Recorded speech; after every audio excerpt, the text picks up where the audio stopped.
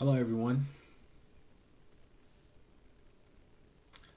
I make this video as a open letter to my dear brother, Gary Chambers, his supporters, his adversaries, and anyone who is just paying attention. I make this for you. Congress shall make no law respecting an establishment of religion, or prohibiting the free exercise thereof, or abridging the freedom of speech, or of the press, or the right of the people peaceably to assemble and to petition the government for redress of grievances. That is your First Amendment right under the United States Constitution. That is the First Amendment of what is known as the Bill of Rights. So let's revisit that. It's Congress, right? Congress, or any other lawmaking authority or legislative body, shall make no law, shall not make any law that does any of that, right? Respecting the establishment of religion, prohibits the free exercise thereof.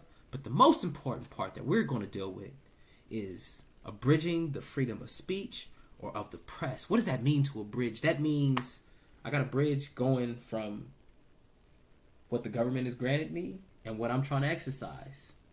I've been granted the freedom of speech, and now I'm trying to exercise it. You've created a chasm, a break in that bridge. So what have you done? You have abridged my freedom of speech. You have abridged my freedom of press. So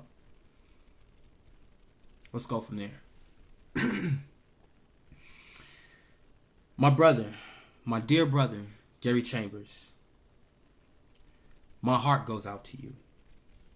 All of your important or fundamental rights were violated.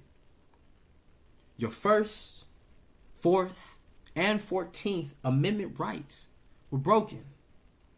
But that's actually misleading. They broke the supreme law of the land. Or rather, the Baton Rouge Metro Council broke the supreme law of this nation, the United States Constitution. They are guilty of abridging your freedom of speech, guilty of abridging your freedom of press, guilty of abridging your freedom, your right of the people to peaceably assemble, and they're guilty of abridging your right to petition the government for a redress of grievances. They violated 4 of your rights. 3 of them you have as an individual. The 4th you have as a member of a protected class, the people, because you the people. It was clear that there were people who were removed for speaking their mind, for petitioning the government for redress of grievances. And there were people who weren't. You part of the people that were petitioning the government for redress of grievances. And you're part of the people who were peaceably assembled. So let's go back to that. 4 rights in just 1 law. 4 of your rights have been violated already. Your 4th Amendment right to be secure in your person against an unreasonable seizure was violated. So that makes 5. And we're only on the second Amendment that they broke. One look and we know that your seizure, your being put in handcuffs, your movement, your freedom of movement was restrained. That's a seizure. And how do we know that seizure was unreasonable? Because you were exercising your First Amendment right. Your right to freedom of speech, freedom of the press, right of the people to peaceably assemble, and the right of the people to petition their government for a redress of grievances. That's what you were doing, and that's what you got arrested for. That's what you were seized for. They put a supposed Robert's Rules of Orders above the Constitution.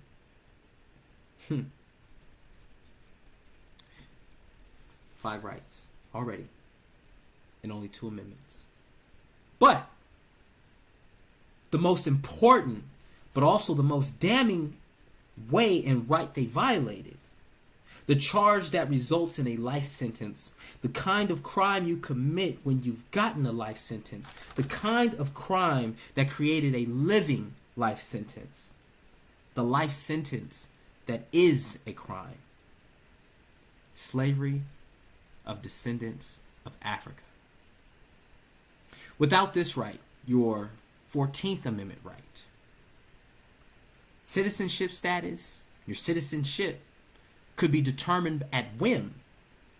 And that's when the different levels of existing personalities and personhoods of a person really come out. The 14th Amendment tells you that Congress or any legislative body or lawmaking authority, which the Metro Council is, a legislative and lawmaking authority, they shall enforce no law that abridges your privileges and immunities, which they did, that deprives you of your liberty, which they did, and deprives you of your property, which they did. You had 2 minutes to speak, brother. That was your property. That belonged to you. You went through the process that you needed in order to get those 2 minutes. You filled out your little slip, your request, your speaker request. You turned it in. They allotted you the time. They granted you the time. Then you go up there to speak, and they take it away from you. Now, mind you, the 14th Amendment says that they can't do this without due process, and they did not give you due process. So that's abridging your privileges and immunities, depriving you of liberty, and depriving you of property, in addition to the already 5 that they've already broken. But just to drive that final nail, they denied you of equal protection of the laws when they arrested you and didn't arrest the white girl that came up and spoke after you. 9. 3 laws broken, resulting in 9 rights violated. Done by the very same government that was established by the document, the United States Constitution. That's what happens when you refuse to deal with current issues in a modern way using old law.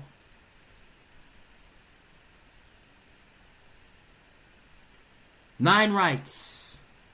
9 shots for the Metro Council to get it right. 9 rights. 6 shots.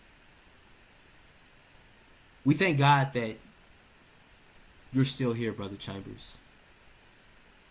You might survive 9 civil rights violations or 9 nights in jail, but very few, if any of us, can take 6 shots and still live to tell the story. Alton Sterling died, and not even the Department of Justice will let the videos and audio tell the story.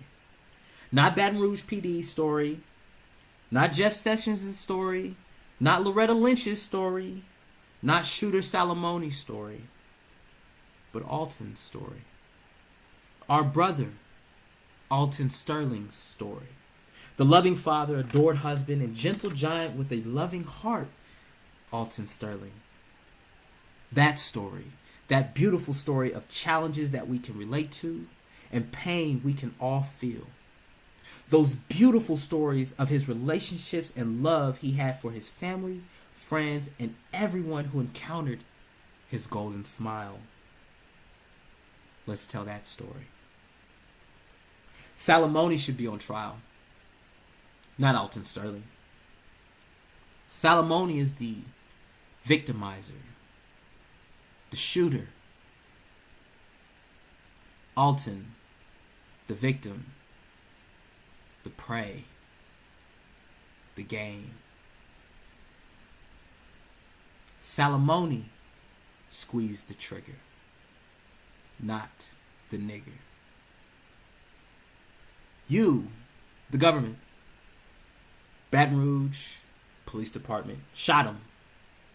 Our brother, Alton Sterling. You killed Alton Sterling, and you should be found guilty of murdering Alton Sterling in your courts according to your laws.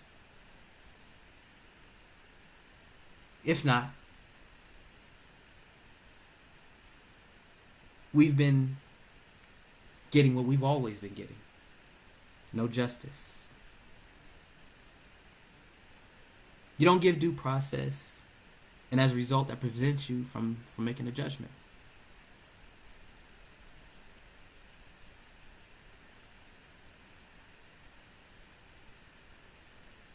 Justice for Alton Sterling.